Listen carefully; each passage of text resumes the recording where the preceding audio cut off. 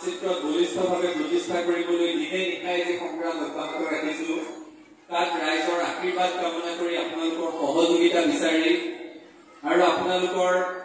পৰামৰ্শ বিচাৰি আমি বগাগৰ ইখনৰ পৰা সিখন অঞ্চললৈ বদলিয়াই ফুৰিছো আজিও আহি ইয়াত উপস্থিত হৈছোহি আপোনালোকৰ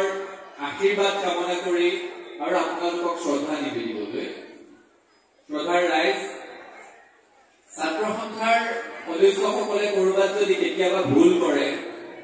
বা ছাত্ৰ সন্থা যদি কেতিয়াবা নিজৰ লক্ষ্যৰ পৰা এচুলি মানুহ কৰবাত বিচলিত হয় আমাক সমালোচনাৰে থকা সৰকা কৰি পেলোৱা হয় আজিকালি ফেচবুকৰ যুগ আজিকালি সামাজিক মাধ্যমৰ যুগ সকলোতে সমালোচনা হয় আৰু সেই সমালোচনাবোৰ আমি সদায় আশীৰ্বাদ হিচাপে গ্ৰহণ কৰো ইতিবাচকভাৱে লৈ আহিছো কিন্তু ভাল কামবোৰৰ যোগাত্মক পদক্ষেপবোৰৰো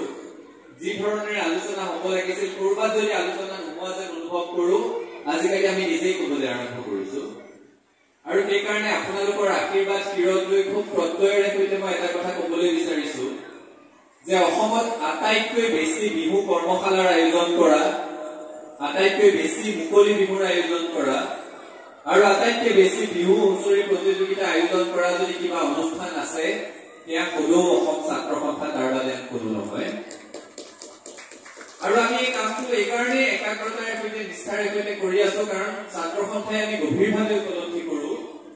যে বিহু কেৱল আমাৰ সংস্কৃতিৰ সৈতে জড়িত নহয় বিহু আমাৰ অৰ্থনীতিৰ সৈতেও জড়িত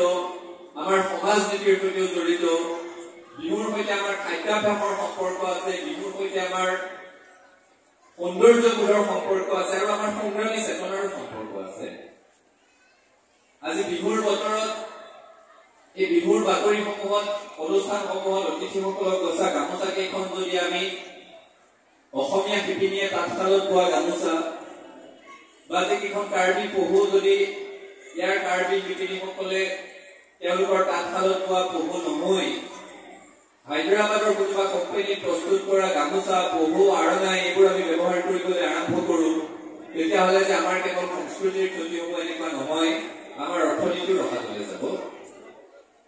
এতিয়া বিহুৰ প্ৰতিযোগিতাসমূহ হয় ইয়াতো হুঁচৰিৰ প্ৰতিযোগিতা দেখিছো বিহুৰ প্ৰতিযোগিতা দেখিছো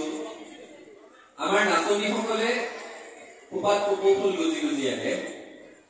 এতিয়া বাৰু আজিৰ যুগত কোনো চেনাই পাহাৰ বগাই বগাই কপৌ ফুল আনি নিদিয়ে কিন্তু সেই কপৌ ফুল কেইটা অন্ততঃ অসমৰ কোনোবা অসমীয়া মানুহৰ বাৰীত প্ৰস্তুত হোৱা কপৌ ফুল হওক কোনোবা অসমীয়া খেতিয়কে কৰা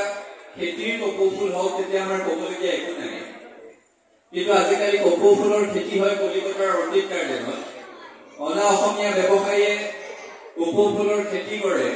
আৰু বিহুৰ বতৰত আমি গুৱাহাটীত বা অসমৰ আন আন নগৰসমূহত